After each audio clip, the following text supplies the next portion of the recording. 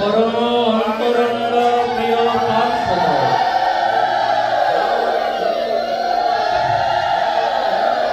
আচার্য বর্জ আচার্য কুলশিরোমণি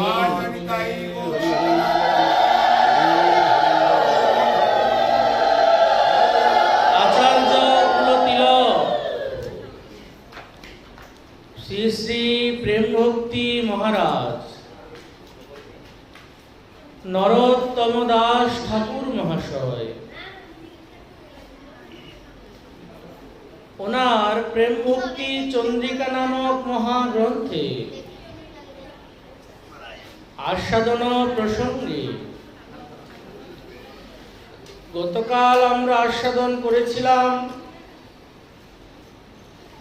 শ্রীচৈতন্য মনোভীষ্টম স্থাপিতম যেন ভূতলে স্বয়ং রূপম কদাময়ম দদাতি সপদান্তিকম এবং গোবর্ধন লীলা আদি।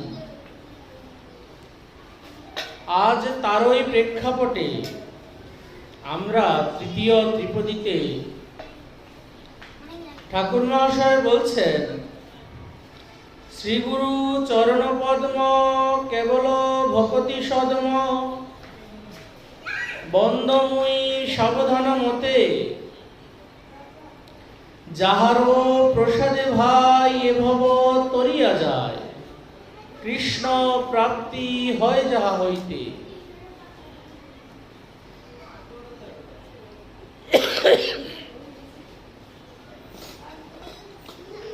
এই ত্রিপদীর ব্যাখ্যা মাধুরী আস্বাদন প্রসঙ্গে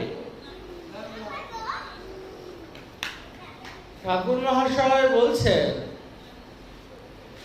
বন্দমুই সাবধান মতে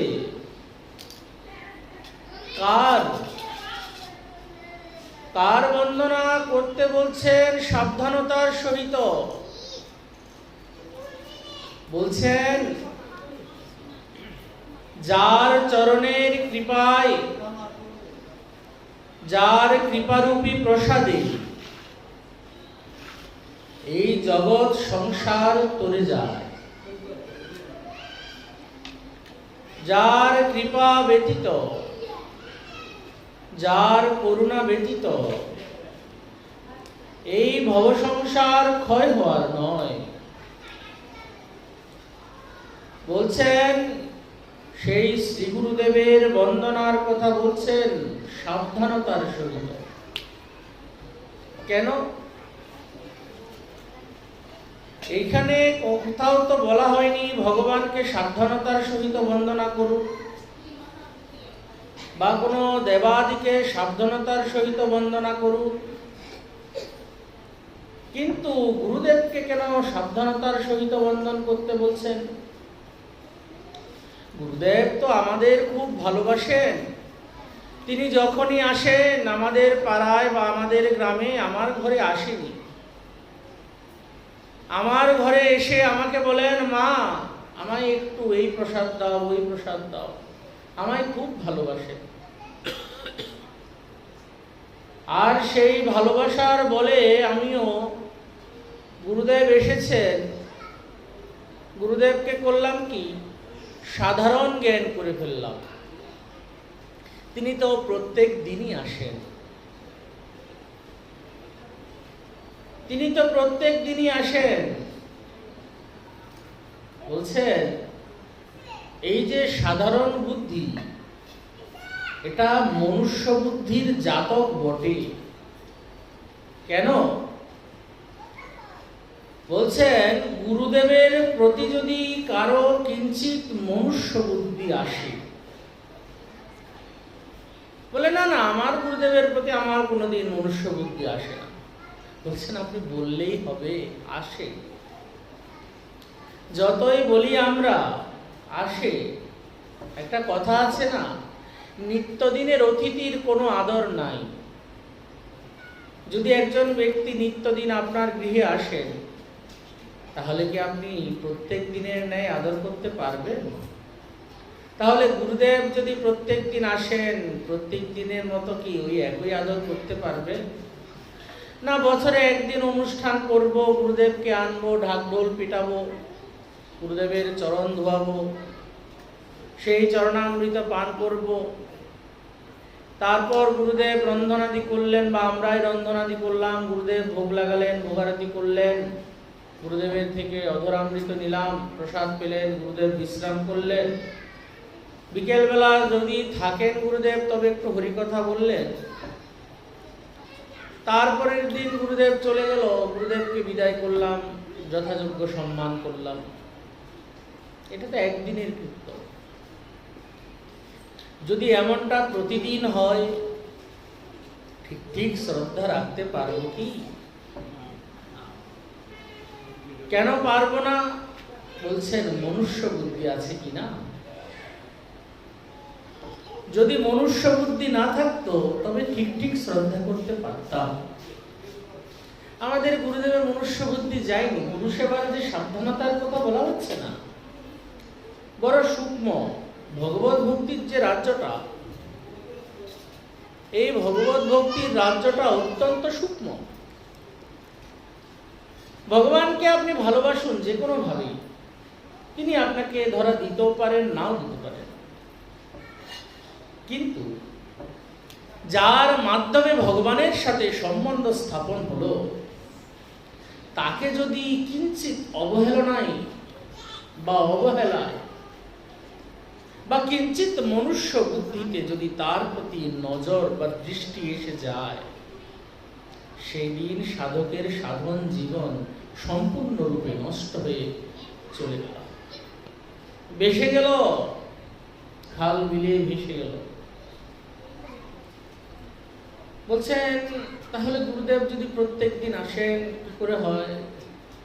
আপনার গৃহে যে আপনার গুরুদেবকে প্রত্যেক দিন ভোগ লাগান, তাহলে কি আপনার গুরুদেব প্রত্যেক দিন আসে না?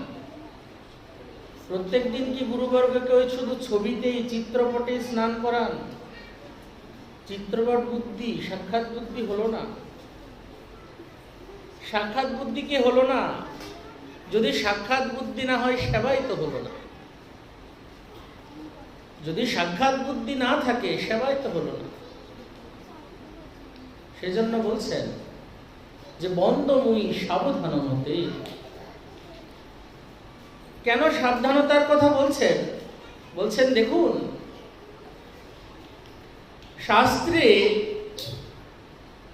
গুরুদেবের চরণে সাবধানতার সহিত বন্ধন করার অনেকগুলো কথা বলেছেন, অনেকগুলো। গুরুদেবের যেন অপরাধ না হয় এই জন্য অনেক কথা বলেছেন। কেন? কেননা বলেন না, আমরা একটু শুনি। আচ্ছা, ওইদিকে থাকা বলেন বলেন, আর একটু আমরা একটু শ্রবণ করি না, কি বলছেন।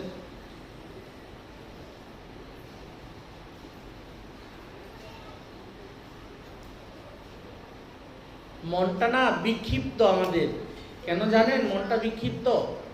মনটা বিক্ষিপ্ত হওয়ার একটাই কারণ, যদি মুখে হাতে মালা থাকতো, হরিকথা শ্রবণের কালে যদি হাতে মালা থাকতো না, মনটা হয় হরিকথায় লাগতো, না হয় মালায় লাগতো, তাই তো? এখন মনটা না হরিকথায় লাগছে, না মালায় লাগছে। টিভি সিরিয়ালটা আজকে কি হবে জানেননি, ঘরের মধ্যে কতদিন কামভালা এসি ইত্যাদি ইত্যাদি বাক্যালাপ, লাভ নাই। হরিকথা আমাদের মহাজনগণ আমাদেরকে এমন করে বলেছেন, আপনি হরিকথা শ্রবণ করছেন, সাথে হরিনাম করুন। হরিকথা হৃদয়ে বসবে, হরিনাম জিহ্বার দ্বারা হৃদয়ে বসবে, হৃদয়ের যত মলিনতা পরিষ্কার হয়ে যাবে। কিন্তু যখন হরিকথা শ্রবণ কালে আপনি আন কথা বলবেন, তখন কি হবে? যারা মনোযোগ দিয়ে শ্রবণ করছেন, তাদের কৃত্য যত অপরাধ আদি আছে, যত পাপ আদি আছে, যারা কথা বলবেন, যারা অন্যমনস্ক থাকবেন, তাদেরকে ধরে নেবেন। কেননা হরিকথা যেখানে হয়, কলি মহারাজ সেখানে প্রবেশ করতে পারেন না। এই দুর্বিষহ কলিযুগ না। তো যখন কলিযুগ প্রবেশ করতে পারেন না, কলিযুগ করেন কি, হৃদয়টাকে বিক্ষিপ্ত করে দেন। তখন আর হরিকথায় মন লাগে না, বাহ্যিক বিষয়ে চিন্তাগুলো মাথায় এসে যায়। কার কাছে কত টাকা পাবো, কে আমার থেকে থালাবাটিটা নিয়ে গেছে, এই চিন্তাগুলো মাথায় এসে যায়। এটা একটা কলির দুর্বিষহ প্রভাব। সে যাই হোক, বলছেন শ্রীগুরু চরণ পদ্ম কেবল ভকতি সদ্ম। কেবল ভকতি, কেবল ভকতি বলতে কি নিরন্তর, কোনো ভেদ আসবে না যে আজকে গুরুদেব আসলেন কালকেও আবার আসলেন। বলছেন যেদিন তার চরণে আত্মসমর্পণ করেছি না, আমরা মনে করি কি আমি কার, আমি তো আমার সংসারের, আমার পতির, আমার পুত্রের, আমার মাতার, আমার পিতার। না না, এটা নয়। শাস্ত্র বলছেন একজন পতিপত্নী তারা কি করেছেন, গুরুচরণ আশ্রয় করেছেন। তো এখন যখন গুরুচরণ আশ্রয় করেছেন, যে বৈষ্ণব অপরাধ শুধু বাইরে করলে হয় যে বৈষ্ণব অপরাধ, বৈষ্ণব অপরাধ ঘরেও হয়। শুধু বৈষ্ণব অপরাধ বাইরে হয় না, যে বাইরের সাধুদের নিন্দা করলাম তাতে বৈষ্ণব অপরাধ হলো না। না, ঘরের মধ্যেও বৈষ্ণব অপরাধ হয়। বলছে কেমন, আপনি যখনই ভগবত চরণারবিন্দে আপনার গুরুদেবের চরণে শরণ নিয়েছেন, গুরুদেব আপনাকে করলেন কি, কর্ণে মন্ত্র দিলেন। যেই মন্ত্র দিলেন আপনি কৃষ্ণচরণের দাস হয়ে গেলেন, রাধা দাসী হয়ে গেলেন। যেই আপনি রাধা দাসী হলেন, এখন আপনার পতিদেবতাও কৃষ্ণচরণে আত্মসমর্পণ করেছেন, তিনিও রাধা দাসী হয়ে গেলেন। এখন রাধা দাসীতে যদি ঝগড়া হয়, অপরাধ হয় কি না? আপনি যেমন বৈষ্ণবতা অর্জন করেছেন গুরুদেবের চরণে শরণ নিয়ে, আপনার পতিও তো অর্জন করেছে, আপনার পত্নী অর্জন করেছে। এখন পত্নী যদি পতির বিরূপ চলেন, তাহলে বৈষ্ণব অপরাধ হবে। বৈষ্ণব অপরাধ শুধু বাইরে হয় না, ভিতরেও হয়। কিন্তু আমরা সাধারণ দৃষ্টিকোণ করি। তো আমরা যদি বৈষ্ণব দৃষ্টিজ্ঞান করতাম, কেউ যদি আমাদের বাইরের লোক নিন্দা করে, হ্যাঁ আমাকে নিন্দা করছিস, আমার পাপগুলো তোর কাছে যাবে। আরে পতির নিন্দা করলেও পাপগুলো যাবে। কেন? তখন তিনি আর পতি নাই, তখন তিনি আর পত্নী নন।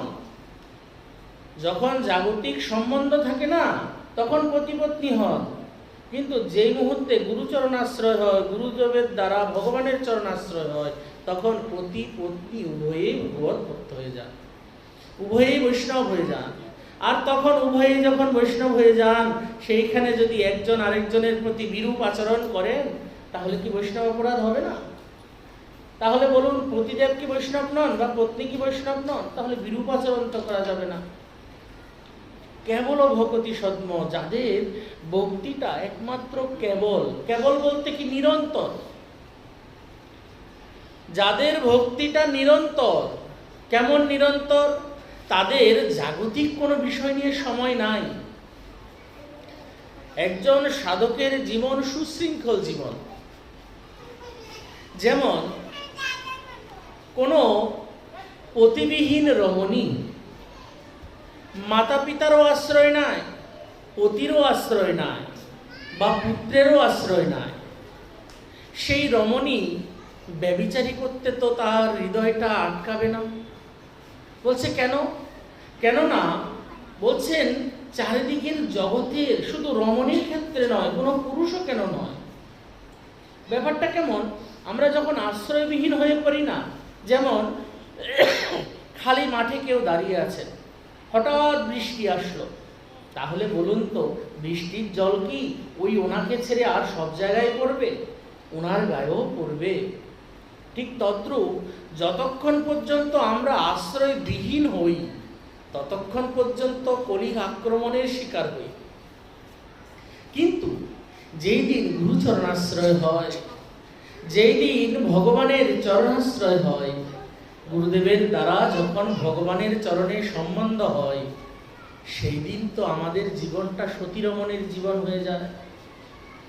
আমাদের প্রাণ তাকে ছাড়া কিছু বোঝে না, আমাদের প্রাণ তার কথা ছাড়া কিছু শোনে না, আমাদের প্রাণ তার নাম গুণগান ছাড়া কিছু গায় না। একটা কথা বলুন না, আমাদের যে পদাবলী কীর্তন, কত কত পদাবলী কীর্তন রয়েছে, সে কিন্তু শ্রীমন মহাপ্রভুর আমল থেকে, তাই কি না? যখন শ্রীমন মহাপ্রভু নীলাচলে বাস করছেন, অদ্বৈত আচার্য প্রভু এই পদাবলী কীর্তন সৃষ্টি করেছেন, সেই থেকে এখনো অবধি এই পদাবলী আজ থেকে ধরুন 550-600 বছর প্রায়। তাহলে এই কীর্তনগুলো এখনো যারা গান, এই কীর্তনগুলো এখনো যারা কীর্তন করেন, বলেন হৃদয়টা দ্রবীভূত হয় কিনা? হৃদয়টা দ্রবীভূত হয় কিনা? বাজারের কয়েকটা হিন্দি গান বেরোলো, আবার সে মরেও গেল, হয় কিনা? বাজারের কয়েকটা হিন্দি গান নতুন নতুন আসে, বেশ ছেলেপিলেগণ খুব নাচ গান কীর্তন করলো, কয়েকদিন পর আরেকটা বেরোলো, তার তো সেটা নিচে পড়ে গেল, তো আরেকটা উপরে উঠলো।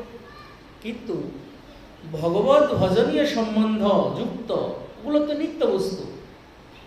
যেগুলো অনিত্য সে তো নষ্ট হবেই, কিন্তু যেগুলো নিত্য বস্তু সে তো সম্বন্ধ দাঁড়িয়ে থাকবে। তখন সেই কীর্তনগুলো করতে বলুন তো এখনো হৃদয় বিগলিত হয় কিনা? গৌরাঙ্গ বলিতে হবে পুলক শরীর, হরি হরি বলিতে নয়নে ববেনি, আর কবে নিতাই চাঁদের করুণা হইবে, সংসার বাসনা মোর কবে তুচ্ছ হবে। বলুন না, গাই কি এই কীর্তনগুলো যখন হৃদয় দ্রবীভূত হয়তো? গৌরাঙ্গকে রন্ধন করছি, রন্ধন করতে করতে গৌরাঙ্গ বলিতে কবে হবে পুলক শরীর, হরি হরি বলিতে নয়নে ভবেনি। এখনো কি নয়নে নির্ভয়? হ্যাঁ বয়। যারা তো ওই হৃদয়টা না, এই হৃদয়টা যারা তার চরণে দিয়েছেন তাদের এখনো নয়নে নির্ভয়। আমার হচ্ছে না। কেন হচ্ছে না? অপরাধ হলে মম চিত্ত ভেল বজ্র সম, তুয়া নামে নালো ভেবিকার।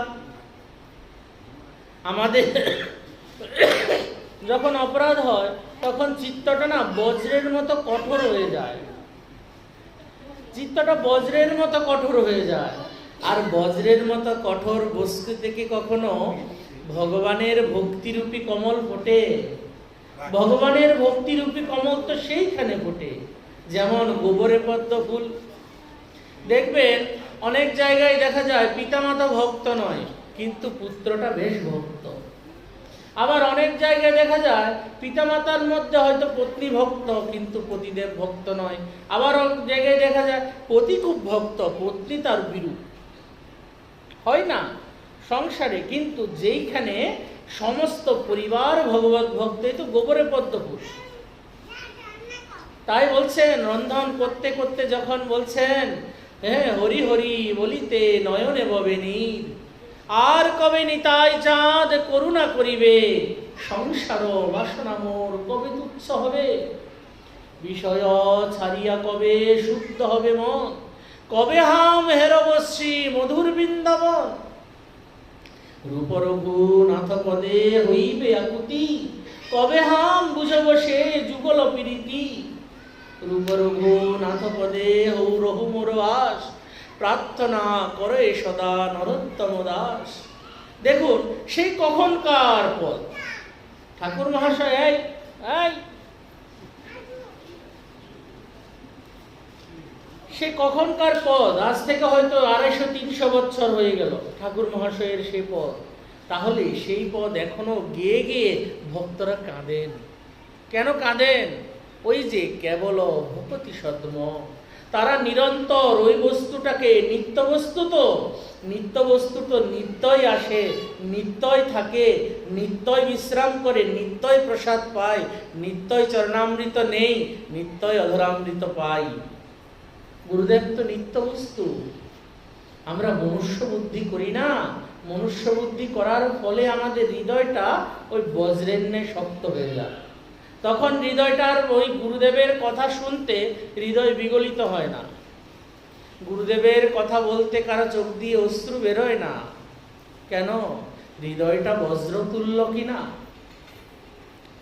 বলছেন ভজরে ভজরে ভাই শ্রীগুরু চরণ, শ্রীগুরু চরণ ভজিলে পরে পাবে গৌরাঙ্গ প্রেমধন। বলছেন শ্রীগুরু চরণ ভজলে গৌরাঙ্গ পাবো, কি করে পাবো? একটা গ্রন্থ আছে, গ্রন্থের নাম চৈতন্য চন্দ্রামৃতম।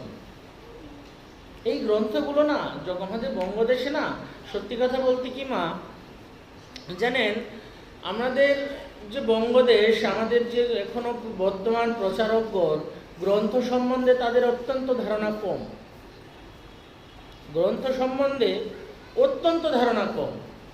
কেউ মনে করলেন আমি 2-4টা গ্রন্থ একটু অধ্যয়ন করলাম, বেশ আমি একজন পাঠক হয়ে গেলাম। এখন পাঠক ঘরে ঘরে ঘরে ঘরে যেখানে দেখবেন সেখানেই পাঠক, যেই পাচ্ছে সেই বেশাসনে বসে বেশ সুখ নারদ সকলেই হয়ে যাচ্ছে। কিন্তু একটা কথা কি জানেন মা, বলছেন গ্রন্থ অনুভব থাকতে হয়। গ্রন্থের অনুভব যদি না থাকে, আমি আবল তাবল ছর বেছর বলে যাব, সামনে বসে থাকা সেই ভক্তগণ তাদের হৃদয়টা তো কোমল। তাদের হৃদয়টা যখন কোমল, আচ্ছা অমুক গোসাই বলেছে এই কথা, এখন আরেক গোসাই এসে বলল আরেক কথা, তারপরে আরেক গোসাই আসলো তিনি বলল আরেক কথা, কার কথা নেব? কারো কথার সাথে, কারো মতের সাথে, কারো পথের সাথে আমাদের মিল নাই। কোথায় যাব আমরা? আমরা সহজ সরল সাধারণ যখন মনে হয় যে কৃষ্ণ ভক্তিতে কেন আসলাম, এদের মতো এত পেঁচাল পাড়ার লোক বা এদের মতো এত ঝামেলা আর কোথাও বুঝি কোনো সম্প্রদায়ে কোথাও নাই। আছে কি? কোথাও নাই। বলে কেন? কেননা সিদ্ধান্তহীনতা।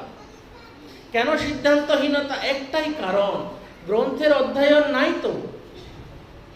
আমাদের ব্রজের যে গ্রন্থ পরম্পরা, যখন গ্রন্থকে অধ্যয়ন করতে যান তবে আগে তাকে কোনো মহতের নিকট গিয়ে শাস্ত্র অধ্যয়ন করতে হয়।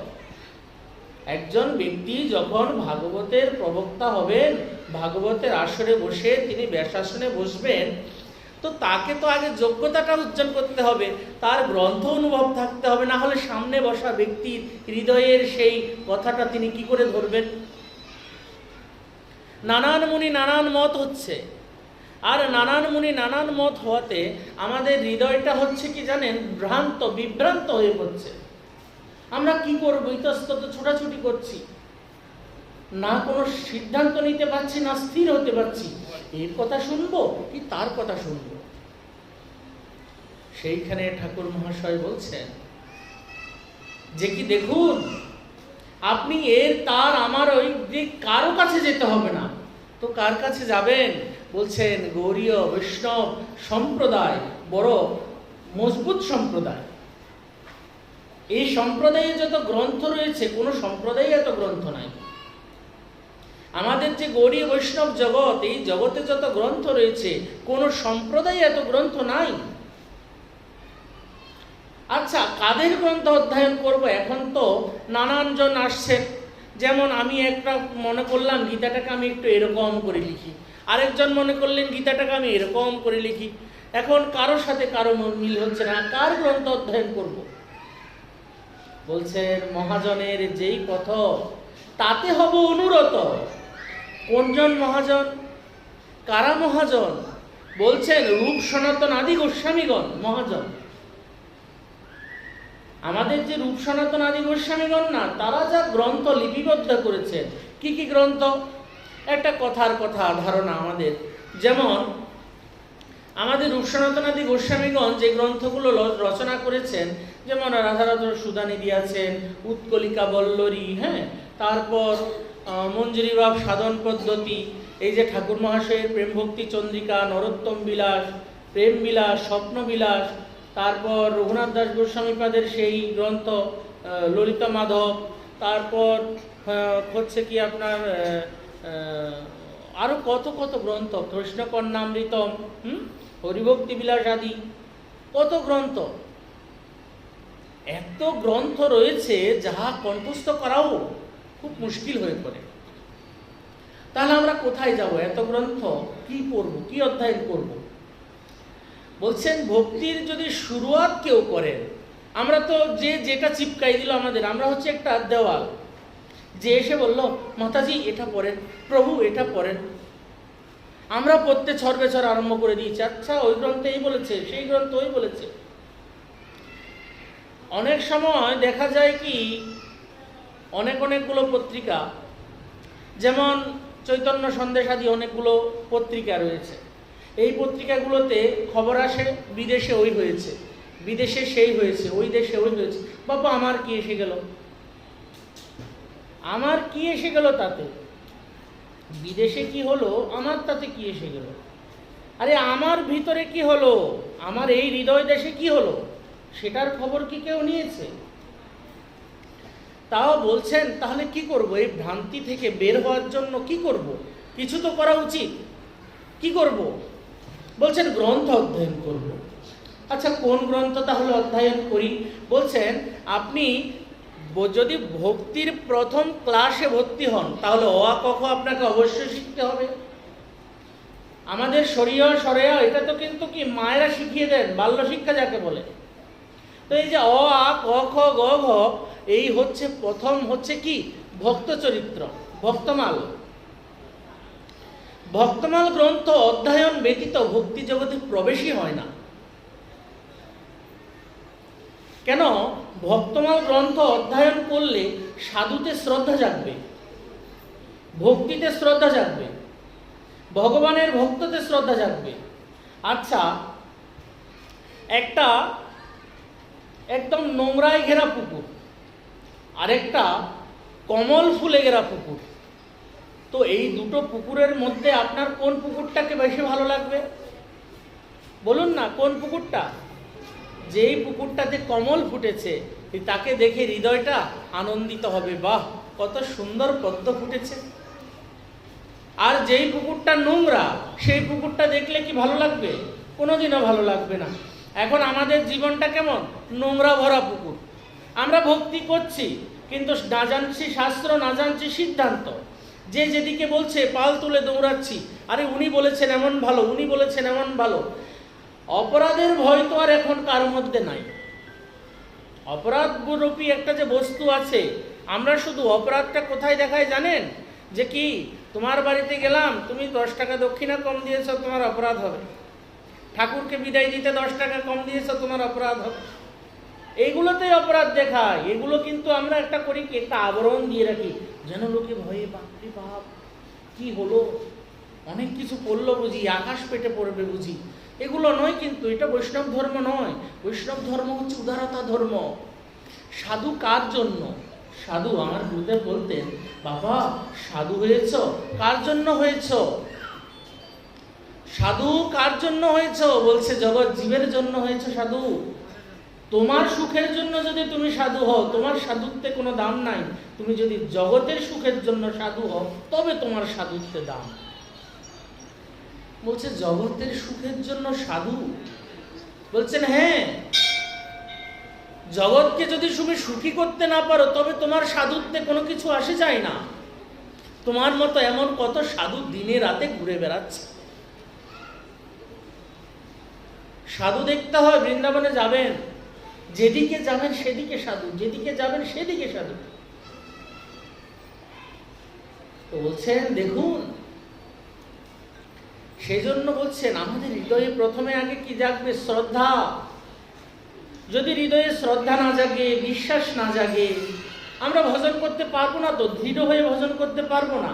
এটা ঠিক না ওটা ঠিক, এটা ঠিক না ওটা ঠিক, সন্দেহ আসবে। আর যখনই সন্দেহ আসবে, তখন মনটা বিভ্রান্ত হবেই, যে একাদশীটা আজ করব না কাল করব, কাল করব না আজ করব, দশমী যুক্ত করব না দ্বাদশী যুক্ত করব, কোনটা ভালো? কেউ বলছে ভাই দশমী যুক্ত করো, কেউ বলছে ভাই দ্বাদশী যুক্ত করো, কেউ বলছে সদবাদের একাদশী হয় না, কেউ বলছে বীরবাদের একাদশী হয় না। আরে ভাই, আমরাও তো মানুষ, কোন দিকে যাবো? এত টানা হেসড়ে করলে কোন দিকে যায়? আমরাও তো ভাই মানুষ, সাধারণ মানুষ। তো বলছেন এগুলোর একটাই সমাধান। কি বলছেন? আগে নিজে অধ্যয়ন করুন, গ্রন্থকে নিজে বুঝুন, গ্রন্থের সাথে বন্ধুত্ব করুন। যখনই গ্রন্থের সাথে বন্ধুত্ব করবেন, যখনই গ্রন্থের সাথে আপনার সম্বন্ধ স্থাপন করবেন, গ্রন্থ ভগবান আপনার হৃদয়ে আপনিই প্রকট হয়ে যাবে। ভক্তি জগতে প্রবেশ করতে গেলেই যদি থাকে মনে গোলমাল, তবে বড় ভক্তমাল। আগে মনের গোলমাল তো দূর করব, তবে তো ভক্তি জগতে প্রবেশ হবে। এখন মনের গোলমালই যায় নাই। আমি এখন করলাম কি, আমি আপনাদের সামনে খুব ভালো, কিছুক্ষণ পর আমি এমন একটা দুষ্কর্ম করলাম, আপনি নিন্দা না করে পারবেন আমার? সাধু এরকম কাজ করলো, বলবেন কিনা? ঠিক এইরূপ কিন্তু ভক্তমাল গ্রন্থ আমাদের এটা শিখায় না। ভক্তমাল গ্রন্থ আমাদের কি শেখায়? যে দেখো, সাধুদের কিছু কিছু রয়েছে স্বরূপ লক্ষণ, কিছু কিছু রয়েছে বাহ্যিক লক্ষণ, কিছু কিছু রয়েছে অন্তর লক্ষণ। যিনি তিলক করেছেন তাকে সাধু বলবো, আর যিনি তিলক মালা ছাড়া ভগবানের ভজন করছেন তাকে সাধু বলবো না, এটা তো হয় না। এটা ভক্তমাল গ্রন্থ শেখায় না। ভক্তমাল গ্রন্থে এমনও প্রমাণ আছে, পতিপত্নী একদিন এক রাজা, তার পত্নী খুব ভক্ত, তিনি প্রত্যেক দিন তিলক করেন, হরিনাম করেন, তারপর ভগবানের ভজন করেন, সব কিছুতে তিনি পারদর্শী। পতিদেব অত কিছু করেন না, সকালবেলা ওঠেন, রাজকার্যে চলে যান, আবার ঘরে এসে খেয়ে দিয়ে বিশ্রাম করেন। পত্নী চিন্তা করছেন, আমার পতিটাকে আমি আর ভক্ত বানাতে পারলাম না, মায়েদের দুঃখ। আচ্ছা, একদিন হলো কি, রাত্রিবেলা ওই রাজা বিশ্রাম করছেন। তিনি যখন বিশ্রাম করছেন, তখন রাত্রিবেলা বিশ্রাম করতে হঠাৎ করে না, মধ্যরাত্রিতে ওনার মুখ দিয়ে ভগবত নাম উচ্চারণ হয়ে গেল। ওনার মুখ দিয়ে ভগবান নাম যখনই উচ্চারণ হলো, পত্নী খুব খুশি হলেন। বাহ, আমার পতি আমি মনে করেছি ভক্ত না, এই তো বড় ভক্ত। যখনই ভগবত নাম উচ্চারণ হলো, পত্নী করলেন কি, আলো জ্বালালেন। আলো জ্বালিয়ে দেখছেন পতির সর্বাঙ্গী অষ্টসাত্ত্বিক বিকার। পত্নী তো মহা খুশি, সকালবেলা সারা রাজ্যে ঢেলে পিটিয়ে দিল, আজকে আনন্দ উৎসব,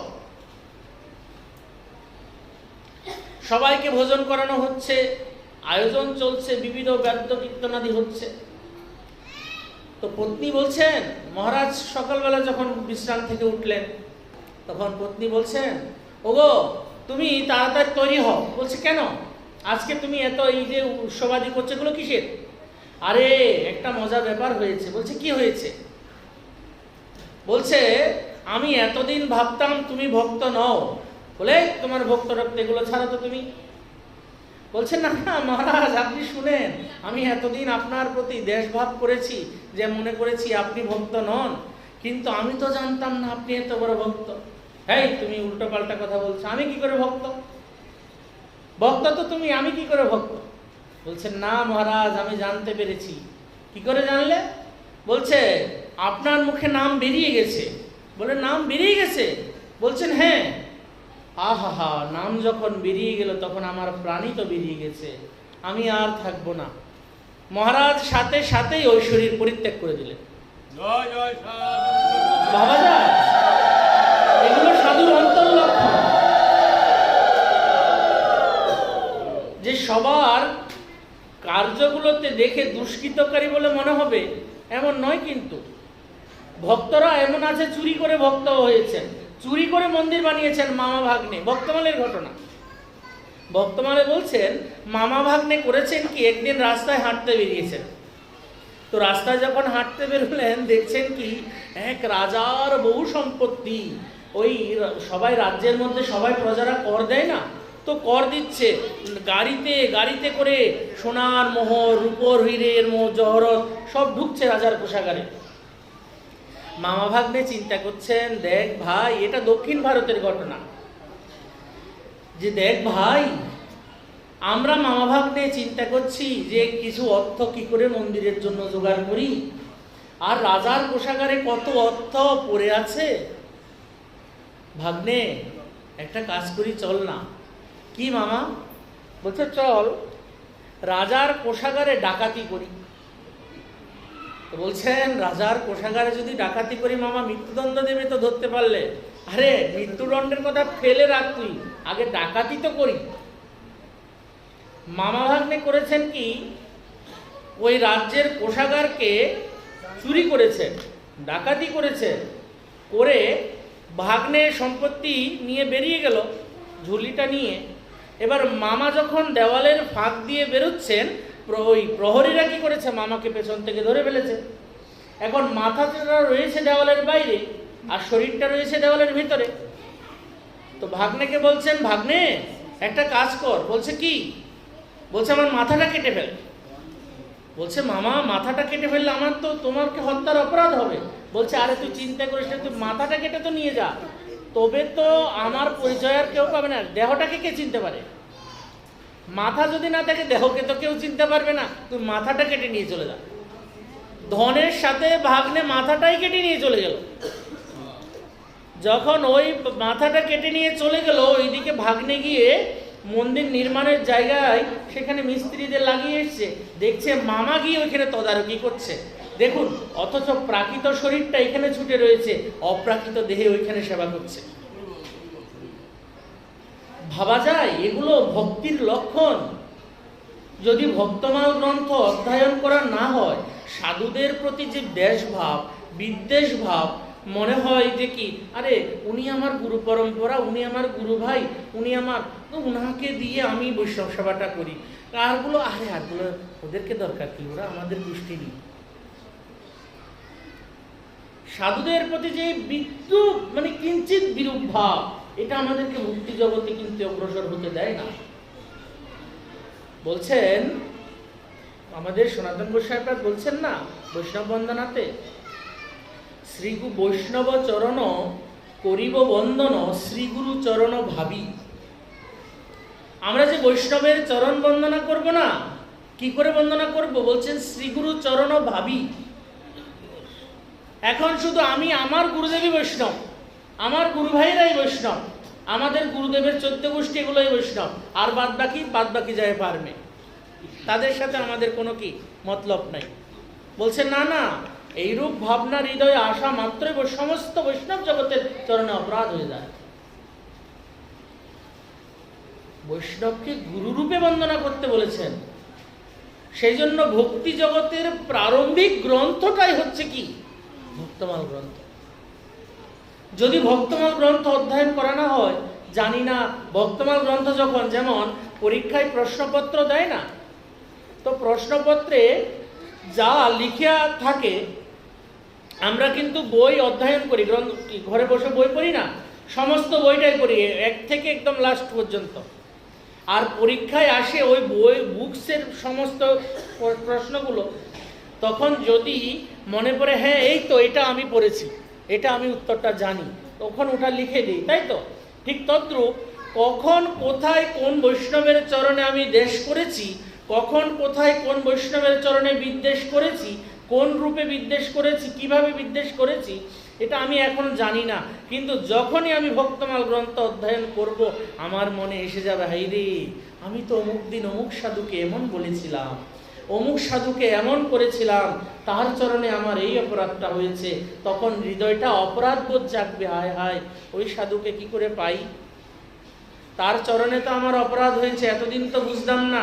আমরা মনে করেছি সে নিন্দনীয় কর্ম করেছে তাই নিন্দা করেছি, কিন্তু আমরা কি বুঝতে পেরেছি সে যে নিন্দনীয় কর্মটা করেছে, সে নিন্দনীয় কর্মটা দিয়ে সে কি করেছে? সাধুদের হৃদয়টা না উদার। একজন মায়ের কাছে প্রত্যেকদিন এক বাবা ভিক্ষা করতে যেতেন, প্রত্যেক দিন একদম। আমরা জানেন বঙ্গদেশে এটা প্রায় করে হয়, একজন কোনো সাধু বা কোনো মহাত্মা যদি আপনার দ্বারে প্রত্যেক দিন ভিক্ষার জন্য আসে, আপনি প্রথম দিন শ্রদ্ধা ভরে হয়তো বেশি করে দিলেন, দ্বিতীয় দিন ওটা ছোট বাটি হবে, তৃতীয় দিন এক মুঠ, তারপরের দিন বলবেন আজকে আমাদের নাই বা ঘরে কেউ নাই বা অসৌচ ইত্যাদি ইত্যাদি। কিন্তু জানেন আমাদের ব্রজে কি হয়? আমাদের ব্রজবাসী মায়েরা এত উদার, ব্রজবাসী মায়েরা এত উদার, যদি তাদেরকে মা বলা হয়, গোপালের মা তো, তারা সকলেই তো গোপালের মা, হ্যাঁ, তাদের হৃদয়টা এত উদার। জানেন মা, আমরা গোপাল সেবার সবাই করি, পাই বেশি কম, কিন্তু আমাদের হৃদয়টা গোপাল সেবার যোগ্যতা অর্জন করে নাই, কেন আমাদের হৃদয়টা উদার নয়। আমাদের ব্রজবাসী মায়েদেরকে জানেন, রাত্রিবেলা যখন বাবারা ভিক্ষা করতে যায়, মাইয়া রাধেশ্যাম, যেই বাবা ভিক্ষা করতে দ্বারে দাঁড়ালেন, বাবা রুক যা, আরাও, রুটি সবজি নিয়ে আসলেন, লে বাবা। আপনার ঘরে কেউ রাত্রি ভিক্ষা করতে গেলে বলবেন রাত্রিবেলা ভিক্ষা দিতে নাই, তাই তো, রাত্রিবেলা ভিক্ষা দিতে নাই। কিন্তু ব্রজবাসী মায়েরা রুটি সবজি বানিয়ে সাধুদেরকে দিচ্ছেন। কেন দিচ্ছেন? আপনার ঘরে কোটিপতি হইতে পারেন আপনি, তারা দরিদ্র হইতে পারে, কিন্তু তাদের হৃদয়ে ভগবান বসেন, তাদের ঘরে ভগবান বসেন। আপনার কোটিপতি সম্পত্তি দিয়ে তাদের সাথে মেলাতে পারবেন না। কেন? তাদের যে ঘরে ভগবান নিত্য খেলা করেন, আপনার ঘরে উকি মেরেও দেখেন না। তাহলে আপনি যে এত ভাগ্যবান, আপনার ঘরে এত সম্পত্তি, বলছেন না না। ব্যাপারটা হচ্ছে কি, আমাদের যতই টাকা থাকুক ব্যাংকে গিয়ে জমা করি। কেন? যখন প্রয়োজন হবে তুলে নেব, তাই তো। ঘরে তো আর টাকা রাখলে চুরি হবে। ঠিক তদ্রূপ ভগবান করেছেন কি, যদি আমার ধনগুলো আমার কাছে রেখে দিই, আমি হয়তো কোনো জায়গায় খেলায় মগ্ন হয়ে গেলাম, তখন আমার কোনো ভক্তের প্রয়োজন হয়েছে, আমি দিতে পারবো না। তাই ভগবান করেন কি, যারা অত্যন্ত ধনী দেখবেন তারা অত্যন্ত কৃপণ হয়, তাদেরকে দিয়ে রেখে দিয়েছেন। কেন? তারা না নিজের জন্য খরচ করতে পারবে, না কাউকে দিতে পারবে। ভগবান যখন চাইবেন তার থেকে নিয়ে যার প্রয়োজন তাকে দিয়ে দেবেন। এটাই সম্পত্তির হিসাব। নিজেরা কিন্তু কেউ ভোগ করতে পারে না। দেখবেন বড় বড় লোকেরা খায় পাতলা রুটি, আর বৃন্দাবনে গিয়ে দেখবেন সাধুরা রাবড়ি রসমালাই পরে রয়েছে, তাদের তো কিছু নাই, তারা তো মহারাজ। অথচ রাজার যে একটা রাজ্য থাকে, কোনো সম্পত্তি থাকে, তাদের তাও কিছু নাই। এক এক বৃক্ষের তলায় এক এক রাত্রিবাস, আবার তাদের নাম দিয়েছে মহারাজ। আপনাকে আমাকে কেউ মহারাজ বলবে, কিন্তু তাদেরকে মহারাজ বলে। কেন? বলছেন তারা 1 ঘন্টার ভিখারি, কিন্তু 23 ঘন্টার মহারাজ। 23 ঘন্টা তারা নিজের মনের মতো চলে, কারো অধীনস্থ নয়। কিন্তু আমরা যারা সংসারী রয়েছি, আমরা করি কি, আমরা 24 ঘন্টায় 24 ঘন্টা কি দাসত্ব করছি, কিন্তু রাজা হইতে পারলাম না। তারা 24 ঘন্টার মধ্যে 1 ঘন্টা শুধু আপনার দ্বারে এসে বলছেন, মাইয়া রাধেশ্যাম দে, আপনি একটা রুটি দিলেন না, কোনো অসুবিধা নাই তাতে। আপনি দিলেন না, কারো ঘরে গেল, তিনি দিল, বেশ প্রসাদ পেল, বিশ্রাম করলো, 24 ঘন্টা তিনি সুখে আছেন। আপনি পারবেন? আমি পারবো না। আপনি আমার দ্বারা হবে না সুখে। কেন? 10টা টেনশন মাথায় এসে যাবে। বাপরে বাপ, ছেলেটা স্কুলে গেছে, কালকে ঘর ভাড়া, পরশুদিন মাস্টারের বেতন, তারপরের দিন গ্যাস বিল, তারপরের দিন বিদ্যুৎ বিল। সাধুদের কোনো কিছু নাই। সাধুরা যেখানে যাচ্ছে পরে রয়েছে এই দিন রাত 24 ঘন্টা, তাদের সুখ আর সুখ। কেন? বলছেন তারা তো বলছেন সুখীর সাথে সম্বন্ধ করেছে কিনা। যারা রাজার সাথে সম্বন্ধ করেন তারা তো রাজসুখ পান, কিন্তু যারা রাজার সাথে সম্বন্ধ করেন না, তারা কি করে রাজসুখ পাবেন? তো যিনি ব্রজরাজের সহিত সম্বন্ধ করেছেন, তিনি তো রাজসুখেই থাকবেন। যারা ভগবত ভক্ত পরিবারগুলো দেখবেন, ভগবত ভক্ত পরিবারগুলোতে হয় কি, যদি রন্ধন করা হয় ঠাকুরের জন্য, শুধু লবণ দিয়ে অন্ন। আজকে ঠাকুরকে কি দিলে? বলছেন আরে লবণ আর অন্ন, কোনো অসুবিধা নেই, দাও, প্রভু তো পেয়েছেন, পেয়েনি। কিন্তু ফ্রিজের মধ্যে ভরা আছে অখাদ্য অমেদ্য হারাদি, কি গো রান্না করলে না কেন? ওগো কোমরে ব্যথা, শরীর ভালো না, হ্যাঁ, কারো তো আবার হার্টে ব্লক, কারো হাই প্রেশার, মানে এগুলো কেন? বলছে ভোগে রোগ ভয়ম, ভোগে রোগ ভয়ম। যারা বেশি ভোগ করবেন তাদের তো রোগ হবেই। কোন পাগলের সুগার হইতে শুনেছেন?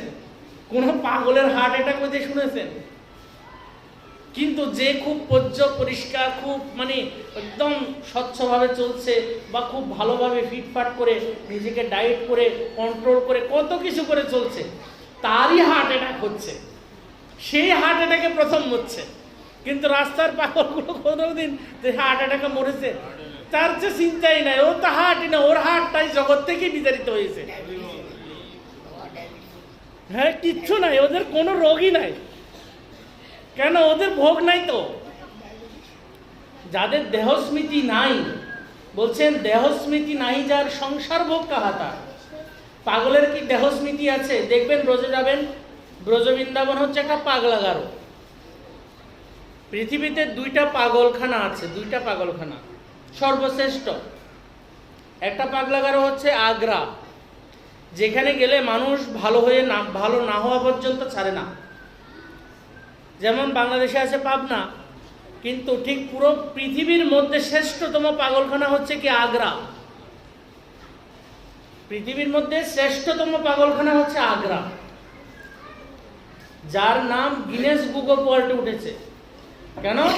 ওইখান থেকে যতক্ষণ পর্যন্ত একজন পাগল সুস্থ মস্তিষ্ক না হচ্ছে তাকে ততক্ষণ ছাড়া হবে না। ওইখানে গেলে কোনো পাগলকে ওইখানে ভর্তি করালে পাগল ভালো হইতে বাধ্য। কিন্তু একটা পাগলখানা বৃন্দাবন এমন, যেখানে গেলে যে যদি কোনো পাগল ভর্তি হয়েছে সে আরো পাগল হয়ে গিয়েছে। আগ্রার পাগলখানা থেকে তো ফিরে আসার একটা আশা আছে, কিন্তু বৃন্দাবনের পাগলখানা থেকে ফিরে আসার কোনো আশা নেই। ওই নিরাশাই একদম ছেড়ে দিতে হবে যে বাপু তুমি যাচ্ছ বৃন্দাবনের পাগলখানায়, তো তোমার আশা করা যাবে না। ভোটার তালিকা থেকে নামটা মুছে দিতে হবে, যে কেন ওই পাগল আর ফিরবে না বৃন্দাবন থেকে। কেন? ওটা রাধারানীর অনাথালয়, ওটা রাধারানীর পাগলখানা। ওইখানে তারা গিয়ে পাগল হয়েছেন না, তারা ব্রজেশ্বরীর নাম নিয়ে ধুলোয় গড়াচ্ছেন। তারা ব্রজেশ্বরী হা, রাশেশ্বরী হা, বৃন্দাবনেশ্বরী। যমুনার জলগুলো নামা পোকাগুলো মনে মন করে, যমুনার জলে পোকাগুলো মনে মন করে কালো হয়ে গিয়েছে। কত নর্দমা যমুনার জলে পড়ছে। সাধারণ লোকের স্নান করতে না ঘৃণা হবে, কিন্তু পাগলগুলো দিয়ে দেখেন জয় যমুনা মহারানী কি চুপ করে পড়ে যাচ্ছে। কেন? তারা তো পাগল। ভালো মানুষ কি ওখানে স্নান করবে? রাধাকুণ্ডের জলগুলো লবণ, হ্যাঁ, একটু লবণ জল দিলে তো আমাদের মাথার চুল চলে যাবে। হ্যাঁ, আর দেখবেন গিয়ে রাধাকুণ্ডে নিরন্তর পাগলগুলো স্নান করছে আর স্নান করছে, একবার দুবার তিনবার চারবার করে। কেন? কিসের আশায়? বলছেন রাধাকুণ্ড যেইজন করে একবার এই রাধা কুণ্ডে স্নান, রাধা সম প্রেম কৃষ্ণ তারে করেন দান। সে রাধারানীর প্রেম পাওয়ার জন্য তারা রাধা কুণ্ডে বারবার স্নান করছেন, বারবার স্নান করছেন।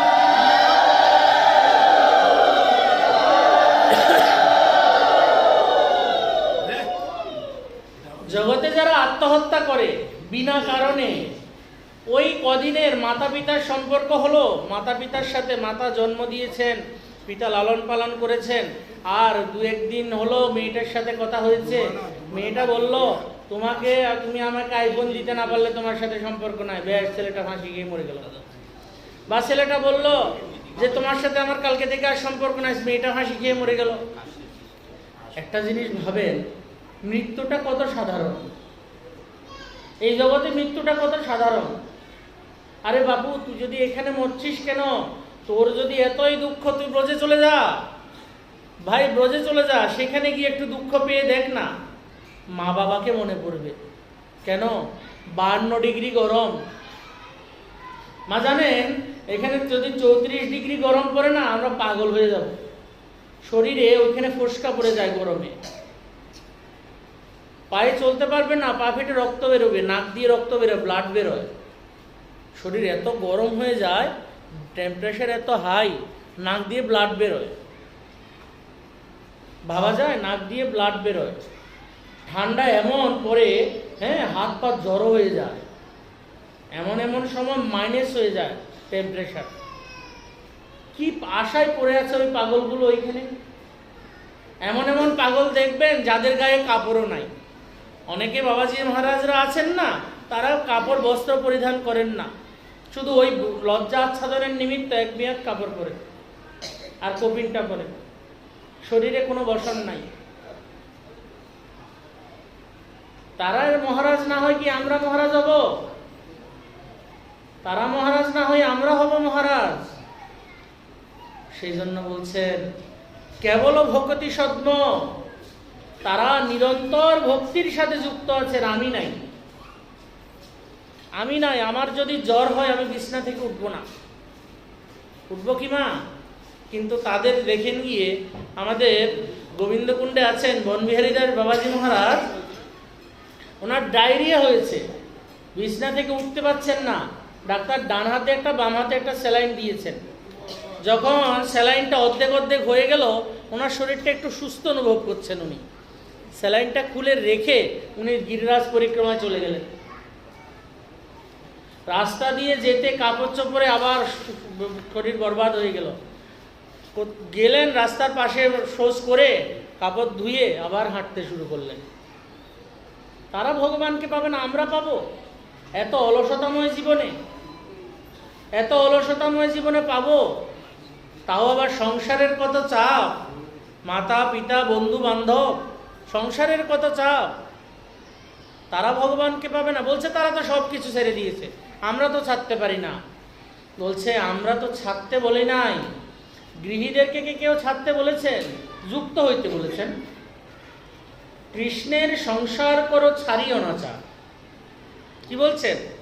কৃষ্ণের সংসার করো ছাড়িও না চা। কৃষ্ণের সংসারটা কেমন? আপনি যাই করবেন তাই ভজন হবে।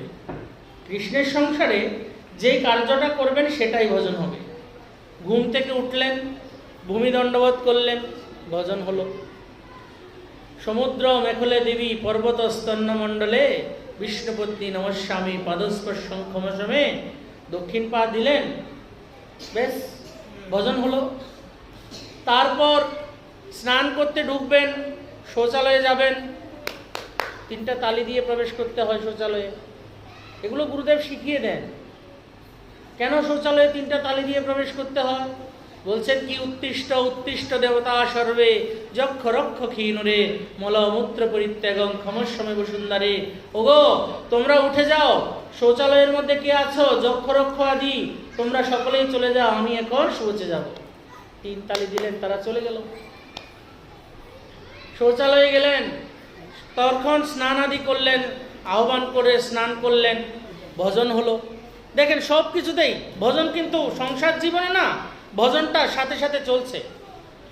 এবার দাঁতটা ব্রাশ করবেন। প্রভু দাঁতটা ব্রাশ করছি, দাঁতটা ব্রাশ করুন, একবার প্রভুকে তো স্মরণ করুন। তখন দাঁতটা ব্রাশ করাটাও ভজন হবে। আপনি যে দাঁতটা ব্রাশ করছেন, কেন আপনার মুখে যেন দুর্গন্ধ না হয়। তো দুর্গন্ধটা কেন হবে না? বলছেন আপনি যখন প্রভুর চরণে তুলসী দিতে যাবেন বা প্রভুকে শৃঙ্গার করতে যাবেন, আপনার মুখের গন্ধটা প্রভুর মুখে যখন লাগবে যেন দুর্গন্ধ না হয়, প্রভুর যেন অস্বস্তি বোধ না হয়।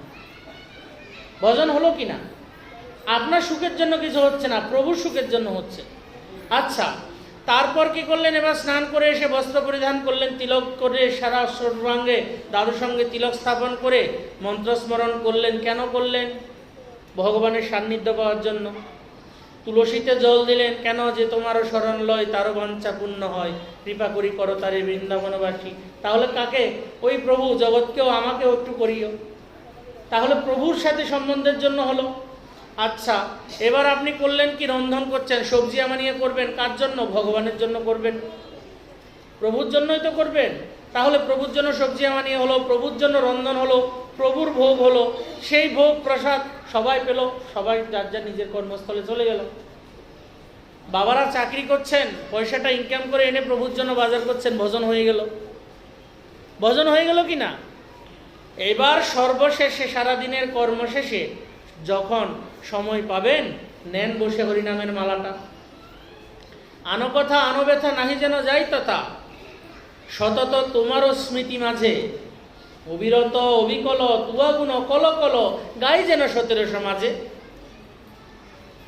আপনি রান্না করছেন, আমরা করি কি জানেন না? আমাদের সময়টা না একদম নষ্ট করি না। আমরা রন্ধন করি, এক পাশে রন্ধন হচ্ছে, এক পাশে ঠাকুর সেবা হচ্ছে, রন্ধনও হচ্ছে, ঠাকুর সেবাও হচ্ছে। আবার মহাজন হরিকথা বলছেন, সে হরিকথাও শ্রবণ করছি, বা না হয় গ্রন্থ খুলে দিয়েছি, বন্দনা আদি করছি। কেন? বলছেন মনটা যেন বাইরে না যায়। ঘরের চৌকাঠের বাইরে যদি মনটা যায় না, ওনার থেকে বেরিয়ে চলে যাবে, তার সম্বন্ধ থেকে বেরিয়ে চলে যাবে। না না, নিরন্তর কেবল ভকতি সত্য, কেবল নিরন্তর তার সাথে যুক্ত হয়ে থাকা। শ্রীগুরু চরণপদ্ম, গুরুদেবের চরণে যুক্ত হয়ে থাকা, কেবল নিরন্তর। বলছেন নিজে বাঁচলে বাপের নাম। আপনি যখন ভজন করবেন নামটা হবে কার? আপনার গুরুদেবের। বাবা, গুরুদেব যদি শক্তিশালী না হতেন শিষ্য কি করে শক্তিশালী হবে? যার গুরুদেবের ভজন ক্ষমতা যত বেশি তার শিষ্যের ভজন ক্ষমতা আরো বেশি। গুরুদেব যদি বলবান হন শিষ্য তো আরো বেশি বলবান হন। গুরুদেব যদি যোগ্য হন, গুরুদেব যদি ভজনানন্দী হন, গুরুদেব যদি শাস্ত্রীয় হন, তাহলে তো শিষ্যের ভজন আপনি আপ হবে। শিষ্যের হৃদয় তো আপনি আপ কৃষ্ণ বলতে নৃত্য করবে। কেন? গুরুদেব যেদিন কর্ণে মন্ত্র দিয়েছেন না, গুরুদেবের সমস্ত ভজন শক্তি শিষ্যের হৃদয়ে প্রবেশ করে দিয়েছেন। বর্তমান অবস্থায় গুরুদেবেরা মন্ত্র দেন না কেন? যোগ্য শিষ্য পান না। শিষ্য অ্যাভেলেবেল করছেন, যাকে পাচ্ছেন দীক্ষার দোকান খুলে নিয়েছেন। দীক্ষার দোকান খুলে নিয়েছেন, আসো বসলো, কানে ফুস করে দিলাম, চলে গেল। তো দীক্ষার দোকান, মুদিখানা, চাল ডাল যা চাইবেন পাবেন। কেউ আবার আছেন রাশি গুণে দীক্ষা দেয়, তোমার কি রাশি? ওই রাশির এই দীক্ষা। না না বাবু, এগুলো সব ছল কপট। গুরুদেব সৎ যদি হন, গুরুদেব করবেন কি জানেন? প্রথমে আগে ভূমিটাকে উর্বর করবেন। যেই ভূমিতে তিনি কৃষ্ণরূপী কৃষ্ণ মন্ত্ররূপী বীজ লাগাবেন, সেই ভূমিটাকে উর্বর করবেন। সেই ভূমিটা যত শক্তিশালী হবে, বৃক্ষটা কিন্তু তত শক্তিশালী হবে। এখন ভূমিটা যদি কাদামাটি হয়, ভূমিটা যদি কাদামাটি হয়, নিচে তো কেঁচোগুলো ওই শিকড়টাকে খেয়ে যাবে, ওই বীজটা হবে? বা কোনো পাথরের উপর বীজটা রাখা হলো, হৃদয়টা তো বজ্রের মতো, অপরাধ আদিতে এখনো যায় নাই, বজ্রের মতো হৃদয়টা, ওই হৃদয়টা যখন পাথরের মতো, বীজটা রেখে দিল, কৃষ্ণমন্ত্র রূপে বীজটা রেখে দিল, কিন্তু বীজটা অঙ্কুরিত হচ্ছে না। কেন হচ্ছে না? বলছেন চৈতন্য চরিতামৃতে, এক কৃষ্ণ নামে যত পাপ করে, পাপীর সাধ্য নাই তত পাপ করে। এক কৃষ্ণ নামে যত পাপ করে, পাপীর সাধ্য নাই তত পাপ করে। আচ্ছা, সেই কৃষ্ণ নাম যদি লয় বহুবার, তবে জানি নহে প্রেম নহে অশ্রুধার, তবে জানি অপরাধ আছয়ে প্রচুর, কৃষ্ণ নাম বীজ তাহে না হয় অঙ্কুর। তখন মহাপ্রভু বলছেন, তাহলে কি বীজ অঙ্কুরিত হবে না? বলছেন না। তাহলে কি করে হবে? বলছেন যে রূপে লইলে নাম প্রেম উপজয়। কি রূপে লইলে নাম? যে রূপে লইলে নাম প্রেম উপজয়, তাহার লক্ষণ শুনো স্বরূপ রামরায়। লক্ষণগুলো বলছেন, কতগুলো বস্তুর লক্ষণ আছে না? যেমন আমাদের জ্বর হয়, লক্ষণ আছে, শরীরটা গরম হয়, শরীরটা কাঁপে, মাথা ব্যথা করে, এগুলো লক্ষণ। ঠিক সেই রূপ, যে রূপে লইলে নাম প্রেম উপজয়, তাহার লক্ষণ শুনো স্বরূপ রামরায়। কি লক্ষণ? বলছেন ত্রিনাদপি শুনিছেন তররিব সহিষ্ণুনা অমানীন অমানদেন কীর্তনিয়া সদা হরি। যেদিন দেখবেন আপনার হৃদয়টা, নিজেকে নিজে পরীক্ষা করতে পারবেন, যেদিন আপনার হৃদয়টা, আপনার পায়ের তলায় একটা পিপিলিকা পড়েছে, যখন আপনার হৃদয়টা কাঁদবে, আয় হায় কি অপরাধ হয়ে গেল, আমার দ্বারা জীব হিংসা হলো, কি অপরাধ হয়ে গেল। যেদিন আপনার হৃদয়টা কাঁদবে না, বুঝতে পারবেন হ্যাঁ হৃদয়টা কোমল হচ্ছে, এবার হৃদয়টা দ্রবীভূত হচ্ছে। কি রূপে লইলে না প্রেম উপজয়, প্রেমের দিকে এগোচ্ছি হৃদয়টা। তাহার লক্ষণ শুনো স্বরূপ রামরায়। বৃক্ষ যেন কাটিলেও কিছু না বলয়, বৃক্ষ যেন কাটিলেও কিছু না বলয়। কেউ সাধু বলে এসে, একজন আমার শ্রীগুরু মহারাজ, শিক্ষাগুরু মহারাজ, পরম পূজ্য সত্য হরিদাস বাবাজি মহারাজ, উনি একদিন কলকাতায় এসছেন। তো কলকাতায় যখন এসছেন, একজন কোনো সনাতন ধর্মে হোক বা কেউ হোক, তো মুন্ডিত মস্তক, শিখাটা বেরিয়ে রয়েছে, তো বাবাকে এসে শিখার মুঠিটা ধরে এরকম করে টেনে দিয়েছে, শিখার মুঠিটা ধরে এরকম টেনে দিয়েছে। তো বাবা হাসছেন। বাবাই হাসি মুখে বললেন, সুখ পেলেন তো, আনন্দ পেলেন তো, আরেকটু দিন না বাবা, আরেকটু দিন। শিখাটা এবার এগিয়ে দিচ্ছে, আরেকটু টেনে দিন না। সাধুর স্বভাব, বৃক্ষ যেন কাটিলেও কিছু না বলো। ওনাকে শিখাটা টেনে দিয়ে তিনি অপমান করলেন, কিন্তু ওনার হৃদয়টা অপমানিত হলো না। কেন? সাধু তো। কে কটু কথা বলল, কে সম্মান দিল, নারদ ঋষি অসুরের সভায়ও যান, আবার দেবতাদের সভায়ও যান। অসুরেরাও নারদ ঋষিকে দেখে পূজা করেন, দেবতারাও পূজা করেন। অসুরের সাথেও তার কোনো শত্রুতা নাই, দেবতাদের সাথেও তার কোনো মিত্রতা নাই। তিনি যার কাছে যান তার। সাধুর স্বভাব কি না? সাধুর জন্য জগতে কেউ শত্রু নাই। কেউ সাধুকে দণ্ডবোধ করলো, তাকে আশীর্বাদ করলেন, বা কেউ সাধুকে দণ্ডবোধ করলেন না, তাকে আশীর্বাদ করবেন না। কেউ সাধুকে ফুলের মালা দিল, তাকে সাধু আশীর্বাদ করবেন। কেউ সাধুকে জুতার মালা দিল, তাকে অভিশাপ দেবেন, এমনও না। যে যা দিয়েছে তাতেই সাধু সন্তুষ্ট। বৃক্ষ যেন কাটিলেও কিছু না বলো, শুকাইয়া মইলে কভু পানি না মাগয়। নিজের হৃদয়ে যত দুঃখ না, কাউকে বলেন না যে আমার হৃদয়ে এই দুঃখ। জগতের জানেন, জগতের যত ভক্তরা রয়েছে না, তাদের হৃদয়ে যত দুঃখ না, সাধুর হৃদয়ে আরো বেশি দুঃখ। বলে কেন? সাধুর কি বউ হোলাসাবা আসেনি যে সাধুর হৃদয়ে দুঃখ হইতো? যার গো বউ হোলাসাবা আছে হেতার গনে দুঃখ, কিন্তু যার গো বউ হোলাসাবা নাই, যারা একলা, তাদের আবার কিসের দুঃখ? বলছেন না, জানেন কিসের দুঃখ? তার হৃদয়টাকে চিরছেন। ডক্টর মহানামব্রত ব্রহ্মচারী একদিন রন্ধন করছেন, চুলোর কাঠে কাষ্ঠ দিয়ে রন্ধন করতে করতে হাওমাও করে কাঁদছেন, গড়িয়ে গড়িয়ে হাওমাও করে কাঁদছেন, গড়িয়ে গড়িয়ে কাঁদছেন, আর কাষ্ঠের দিকে তাকিয়ে তাকিয়ে কাঁদছেন। একজন ওনারই সেবক এসে প্রশ্ন করছেন, বাবা আপনি কাঁদছেন কেন? বলছেন, জানো আমার বড় দুঃখ। বাবা আপনার দুঃখ? আপনি তো সাধু, সাধুর আবার দুঃখ? বলছেন, জানো আমার খুব দুঃখ। কি দুঃখ? জানো এই কাষ্ঠটা তার নিজের শরীরটাকে আগুনে পুড়িয়ে আমার প্রভুর জন্য রন্ধন করছে। এই কাষ্ঠটা নিজে পুড়ে আমার প্রভুর অন্নটা হচ্ছে, ব্যঞ্জনটা হচ্ছে, কিন্তু আমি এমনই পাষণ্ড, আমি এমনই কাষ্ঠ, আমি আগুনে হাতটা দিলে পরে আমার হাতটা যন্ত্রণা হয়। আমার দ্বারা সেবা হলো না, আমার দ্বারা সেবা হলো না বলে তিনি আরো আছাড় খেয়ে পড়ে কাঁদছেন। এটাই সাধুর দুঃখ, আমার দ্বারা সেবা হলো না।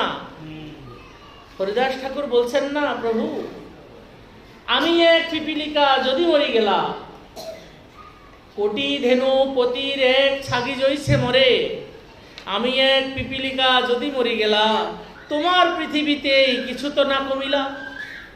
মহাপ্রভু বলছেন যে হরিদাস আছিল পৃথিবীর শিরোমণি, হরিদাস আছিল পৃথিবীর শিরোমণি। কেন? তিনি তো পৃথিবীর শিরোমণি হওয়ার মতো কোনো কাজ করেন নাই। তিনি স্কুল কলেজ সমাজ প্রতিষ্ঠাপক তো নন। সারা জীবন একটা কাপড়ও পরেন নাই, কপিনটা পরে শুধু কি দূরে দাঁড়িয়ে থাকতেন, কাউকে স্পর্শও করেন নাই। কেন? নিজের মধ্যে রাখতেন কি, আরে আমি ছোট জাত, আমি নিচু কুলে জন্মেছি, এটা ভাবতেন। তো বলছেন হরিদাস আছিল পৃথিবী শিরোমণি, হরিদাস বিনা রত্ন শূন্য হইল মেদিনী। যখন হরিদাস চলে গেল, মহাপ্রভু নিজে কোলে তুলে নিয়ে কাঁদছেন।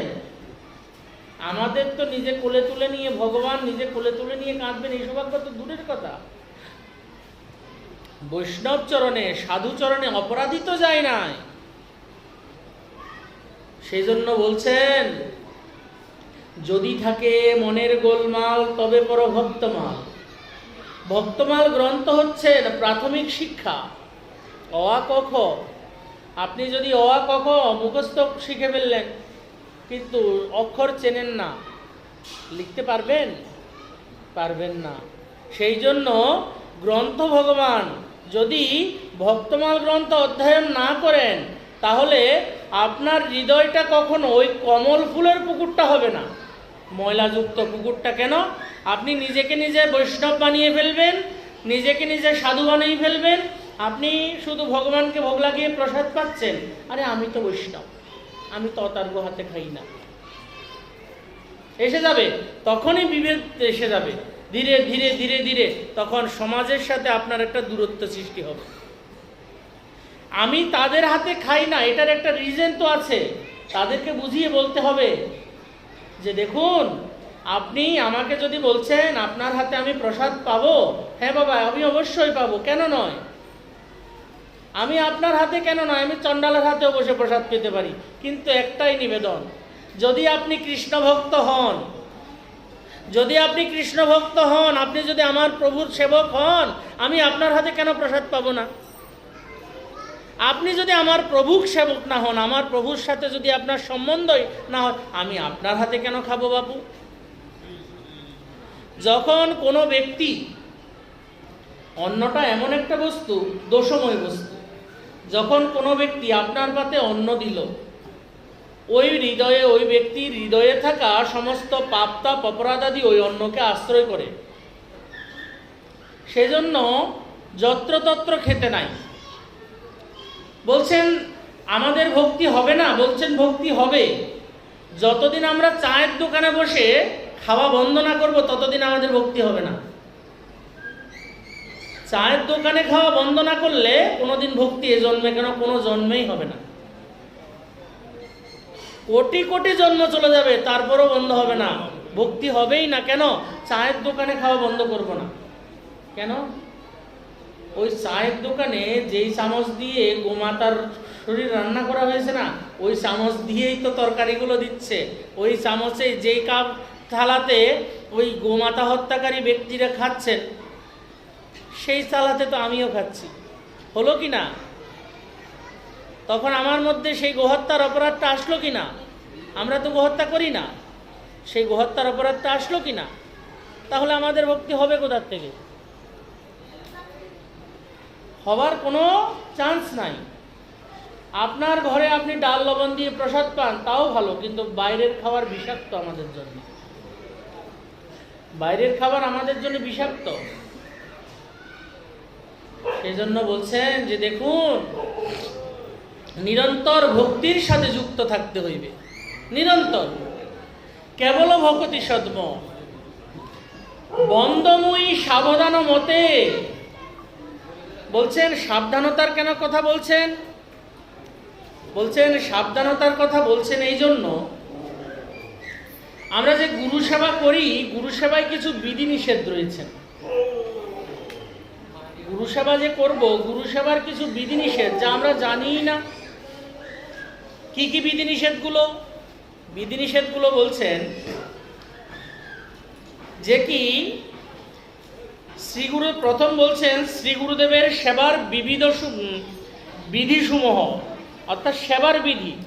সেবার বিধিগুলো কি কি? একটু মনোযোগ সহকারে শ্রবণ করবেন। হ্যাঁ, বলছেন সাধক করবেন কি, শ্রী গুরুদেবের জন্য পাদপ্রক্ষালন, জল, স্নানাদি নিমিত্ত জল স্বয়ং আহরণ করিবেন। আপনার গুরুদেব আপনার গৃহে এসেছেন, আপনি ওনার চরণ ধৌত জল এবং ওনার স্নানের জল স্বয়ং নিজে আহরণ করিবেন। সে যেখান থেকে, পুকুর থেকে হোক, কল থেকে হোক। বাবা বালতি গেল, যান স্নান করি আইনবে কলের গোড়াতে, তো হয়ে গেল গুরু সেবা। গুরুদেবও কল ছাপতে ছাপতে গুরুদেবের তুতনি ফাটি গেছে, কলের ডান্ডা লাগে গুরুদেবের তুতনি ফাটি গেছে। এই বাবা তুতনি হাঁটি গেছে, জলদি ডাক্তারের কাছে চলে যাবেন। কষ্টটার জন্য অপরাধটা আপনারই হলো। আপনার মতো শিষ্য থাকা থেকে মরে যাওয়া ভালো, যদি গুরুদেবকে কল চেপে স্নান করতে হয়। ঠিক কিনা মা? বলছেন গুরুদেবের পাদসম্বাহন, গুরুদেব যখন বিশ্রাম করবেন বা গুরুদেব বসেছেন বা অনেক দূর দেশ থেকে এসেছেন, গুরুদেবের চরণকে সম্বাহন করা। তো চরণ সম্বাহন, আবার গলা সম্বাহন করতে যাবেন না, গলা চেপে দিবেন না, চরণ সম্বাহন করতে বলছেন। তারপর বলছেন অঙ্গমার্জন। অঙ্গমার্জন তারপর স্নপন, চন্দনাদি অনুলেপন। এখানে একটা বিশেষ কথা কি,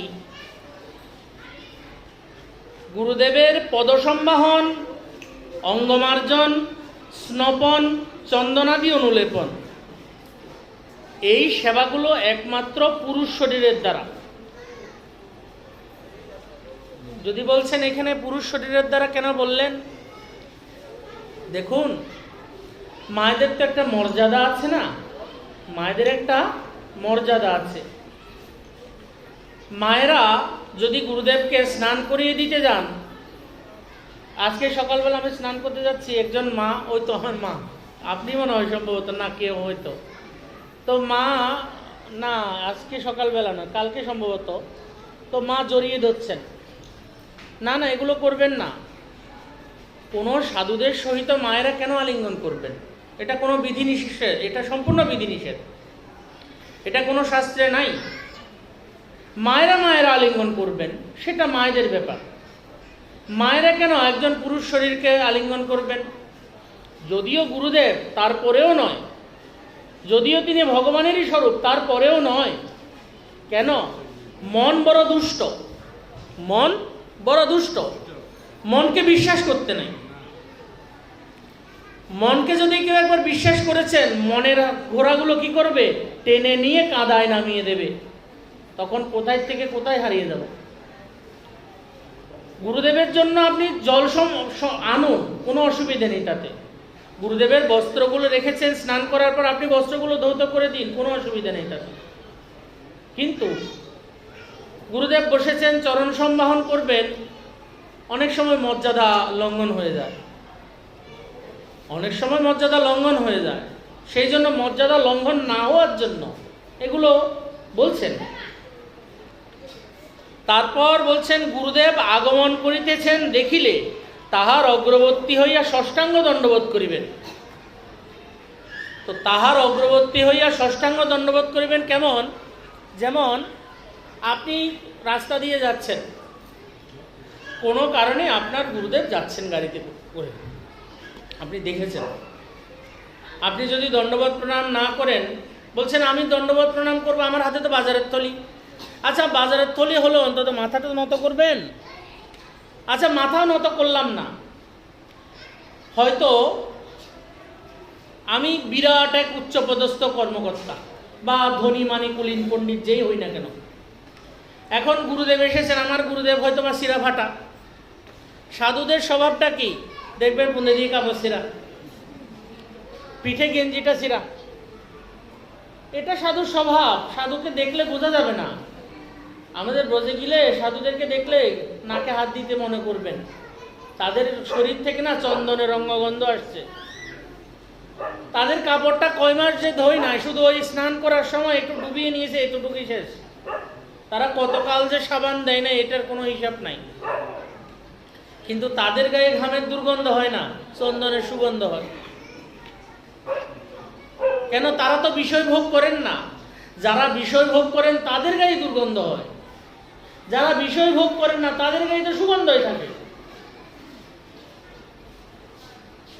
তো বলছেন সেইখানে যে গুরুদেব যখন আপনি দণ্ডবোধ করবেন, যে এখন অনেক বড় একটা সভার মধ্যে আপনার গুরুদেব এসে দাঁড়িয়েছেন, এখন অনেক গণ্যমান্য ব্যক্তিরা আছে, এখন আপনি গুরুদেবকে বলেন কি দণ্ডবোধ করো, তখন আপনার অপরাধ হয়ে যাবে।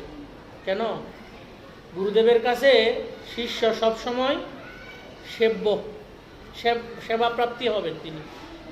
শিষ্য যত বড় সভার মধ্যেই থাকেন, যে অবস্থাতেই থাকেন, গুরুদেবকে দণ্ডবোধ করবেন, মাথা নত করে চরণে পড়ে।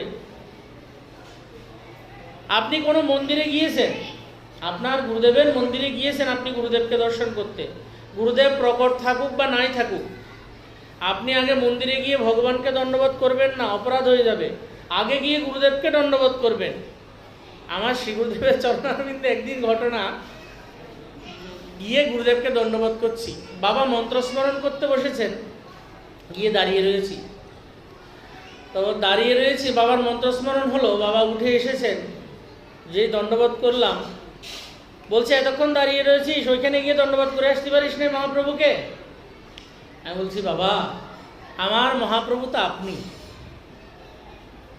আমার মহাপ্রভু তো আপনি।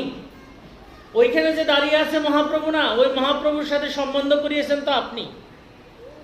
তো আগে আপনার চরণে দণ্ডবতটা করি, তারপর ওনার চরণে যাব। এবার যদি ওনার কিছু ক্ষতি হলো, উনি শয়নে চলে গেল, চলে যাক, আমার কোনো অসুবিধা নেই, কিন্তু আমি আমার কাছে আমার মহাপ্রভু আপনি। কেন? তিনি সম্বন্ধ করিয়েছেন মহাপ্রভুর সহিত। তিনি যদি সম্বন্ধ না করতেন, আমার এই জন্মে কেন, কোনো জন্মে সম্বন্ধ হইতো না। তারপর বলছেন, গুরুদেবের আর্নিক পূজার উপকরণ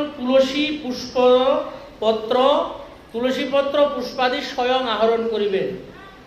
তুলসী তোলা, পুষ্প আহরণ করে, এগুলো স্বয়ং নিজেই আহরণ করতে হবে। প্রত্যহ অন্নপানাদি ভগবত প্রসাদ গুরুদেবকে নিবেদন করিয়া ভোজন করিতে হইবে। আপনি ভোগ লাগাচ্ছেন, গুরুদেব চিত্রপটেই ভোগ লাগান, কিন্তু গুরুদেবকে ভোগ লাগাতেই হবে। যদি গুরুদেবকে ভোগ লাগান, এখন নতুন একটা পদ্ধতি বেরিয়েছে যে আগে গুরুদেবকে ভোগ লাগাইতে হবে, তারপর গুরুদেব ওই ভোগের থালাটা নিয়ে নবদ্বীপে যাবেন, না বৃন্দাবনে যাবেন, কোথায় কোথায় যাবেন। না না, এগুলো কোনো নিয়ম নাই।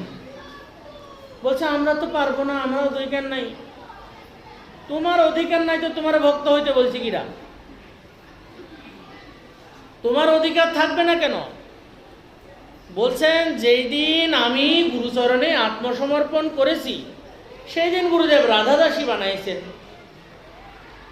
তো আমার হৃদয়টা তো গুরুচরণে আত্মসমর্পণকৃত হয়ে গেছে, রাধারানীর সহিত সম্বন্ধ গুরুদেব করিয়ে দিয়েছেন। যখন গুরুদেব রাধারানীর সহিত সম্বন্ধ করিয়ে দিয়েছেন, তখন আমার সম্বন্ধ হয়ে গেল। এবার আমি রাধারানীকে ভোগ লাগাবো না? শ্যামসুন্দরকে ভোগ লাগাবো না?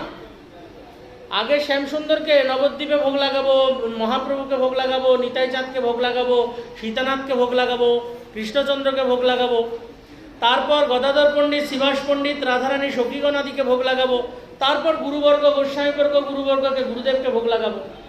এটাই তো পদ্ধতি। কিন্তু যে নতুন পদ্ধতি বেরিয়েছে, আগে গুরুদেবকে ভোগ লাগাবে, তারপর গুরুদেব ভোগের থালাটা নিয়ে যাবে, এমন এগুলো কোনো শাস্ত্রীয় প্রমাণ নাই। এসব কথার কোনো শাস্ত্রীয় প্রমাণ নাই।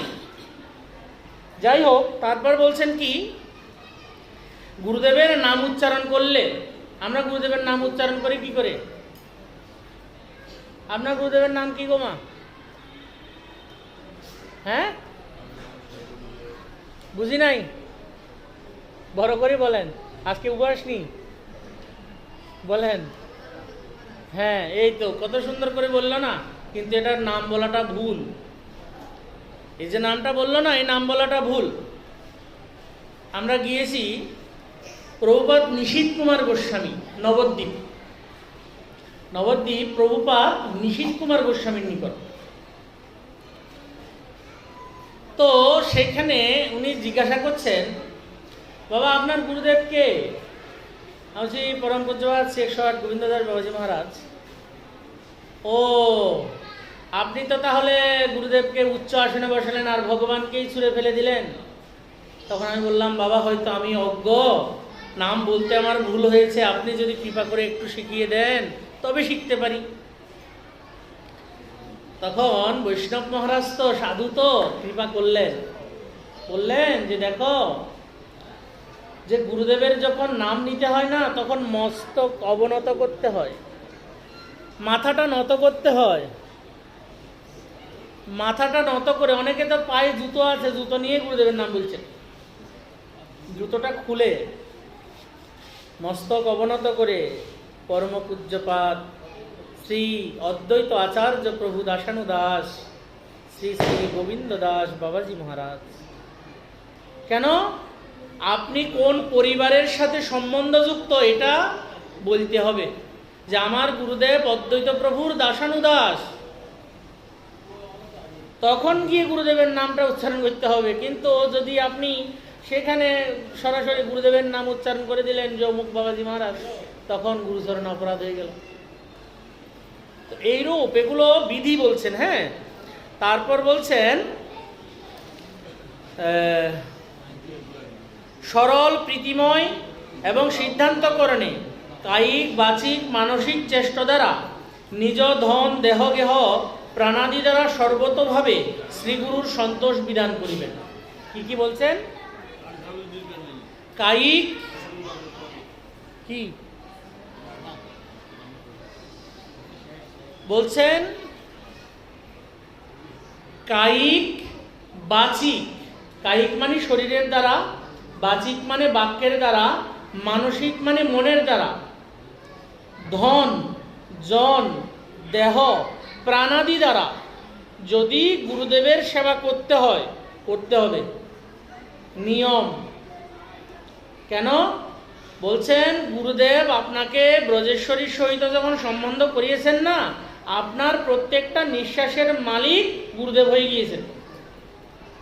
আপনি যদি মনে করেন আরে আমার প্রাণের মালিক আমি, আমার গুরুদেব না, তাইলে আপনি ঠকে যাবেন, কোনোদিন ভগবত চরণাদি বৃন্দে যেতে যাবে না।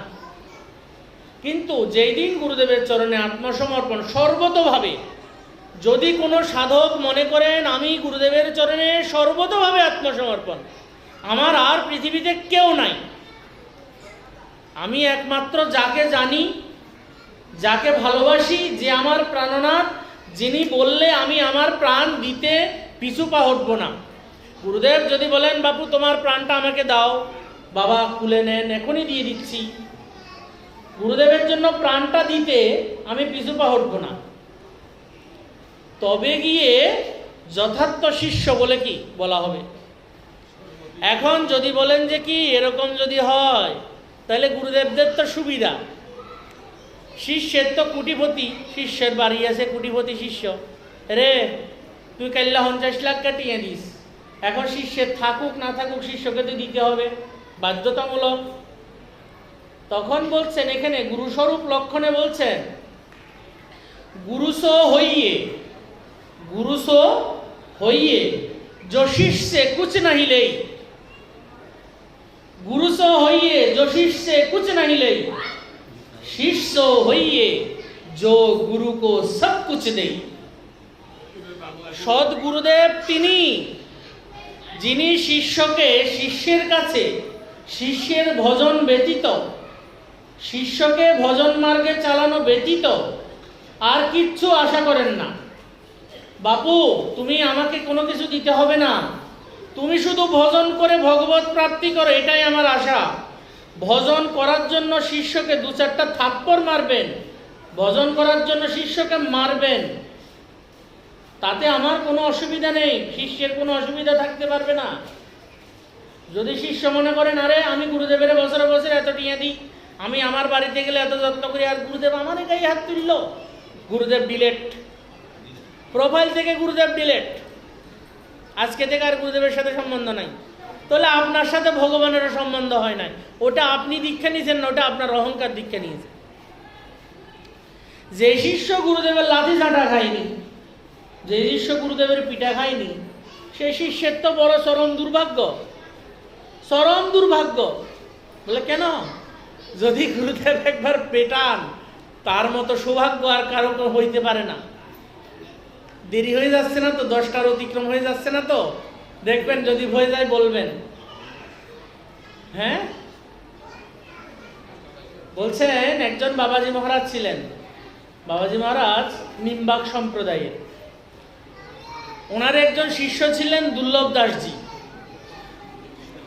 তো দুর্লভ দাসজি একদিন রন্ধন করছেন, এমন সময় কোনো লোক এসে উকি মেরে দেখেছে।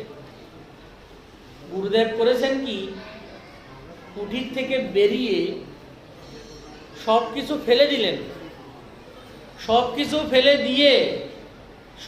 ফেলে দিয়ে দুর্লভ দাসজিকে খুব করে পেটালেন, এমন মার মারলেন মুখ দিয়ে ফেনা বেরিয়ে গেল, প্রাণ যায় যায় অবস্থা, প্রাণ যায় যায় অবস্থা। গুরুদেব একটা ডাক্তারের কাছেও নিয়ে গেলেন না, গুরুদেব কোনো কিছু বললেনও না, গিয়ে গুরুদেব আবার বসলেন, ভজন করতেছেন। কেমন দেখেন, আমরা হলে বলবো কি কত নিষ্ঠুর গুরুদেব, এমন করে কেউ হোলারে মারেনি। হ্যাঁ কিন্তু এমনভাবে মেরেছেন, মারার পর উনি বেহোশ হয়ে গেছেন। অনেকক্ষণ পরে যখন হুঁশ এসেছে, সারা শরীর ব্যথা, যন্ত্রণায় কাতরাচ্ছেন, শরীর ফেটে রক্ত পড়ছে।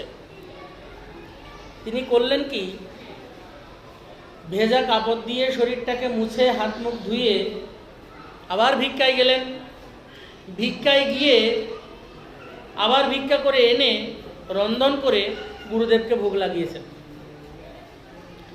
এখন প্রত্যেক দিন গুরুদেব ওর জন্য একটা রুটি বাছাই রাখেন, প্রসাদ পেয়ে শিষ্যের জন্য একটা রুটি বাছাই রাখেন। এখন আজকে কি করেছে, একটা রুটিও বাছাই রাখেনি, সবগুলো খেয়ে গেছেন। শিষ্য কাঁদছেন, দুর্লভ দাসজি কাঁদছেন। দুর্লভ দাসজি যখন কাঁদছেন, গুরুদেব প্রশ্ন করছেন, কিরে কাঁদছিস কেন, খিদে কি বেশি লেগেছে নাকি? তখন দুর্লভ দাসজি গুরুদেবকে বলছেন, বাবা আমি কাঁদছি কেন জানেন? কেন? আমার মতো অধম, আমার মতো পাপিষ্ঠ জীবের জন্য আজকে আপনার সেবায় দেরি হয়ে গেল। আমার মতো পাপিষ্টের জন্য আপনার সেবায় দেরি হয়ে গেল। অন্যদিন আপনি যথাসময়ে ভোজন করেন, কিন্তু আজকে আপনাকে আমি যথাসময়ে ভোজন দিতে পারি নাই বাবা। আমার এই অপরাধ থেকে আমাকে কৃপা করে ক্ষমা করুন। আমি জানি না আমার কোন নরকে গতি হবে, আমি আজকে আপনাকে দুঃখ দিলাম।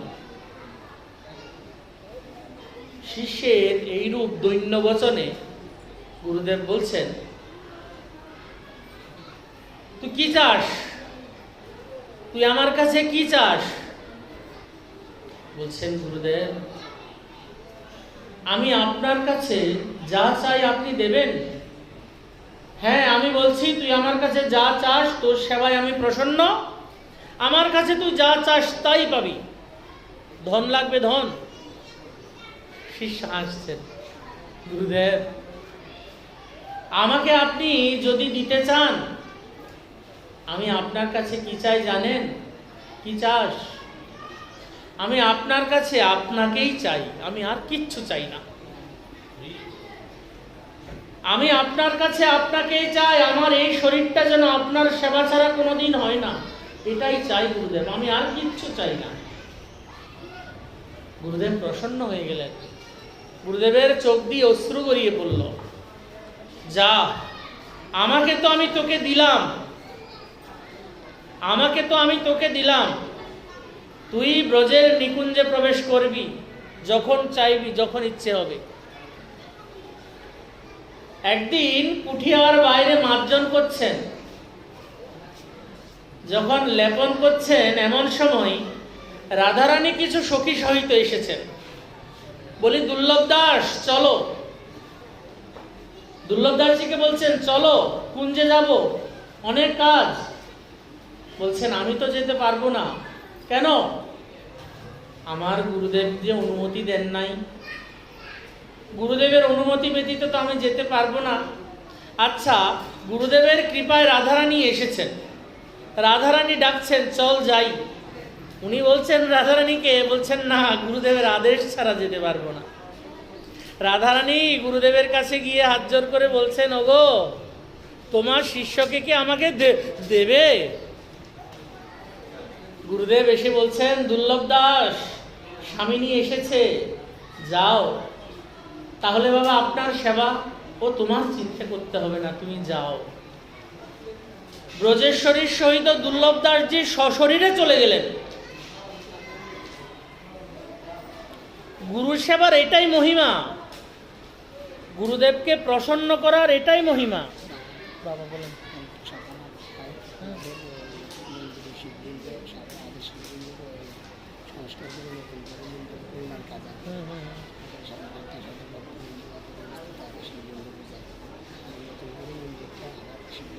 আচ্ছা, ঠিক আছে, হ্যাঁ বলুন। এই হচ্ছেন গুরুদেবের প্রতি নিষ্ঠা, এই হচ্ছেন গুরু ভক্তি। এমন অনেক অনেক মহিমা গুরু ভক্তি। গুরু ভক্তকে না দেবতারাও ভয় পায়,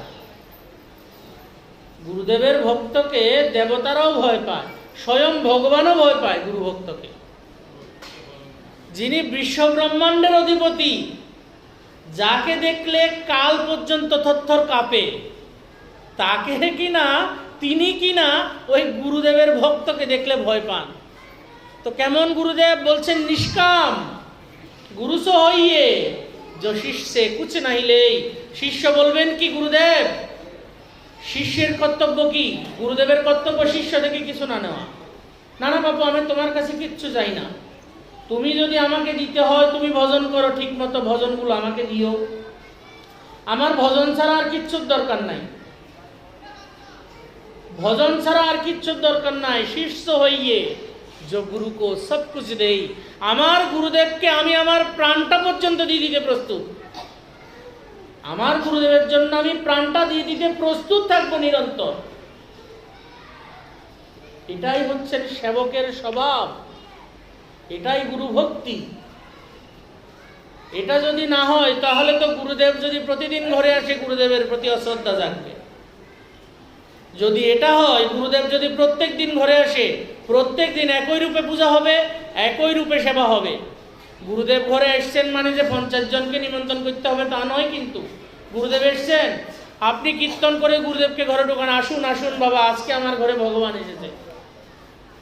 গুরুদেব তো সাক্ষাৎ ভগবান, আজকে আমার ঘরে ভগবান এসেছে। যেমন নতুন নতুন হয় না, সেরকম নতুন নতুন হবে।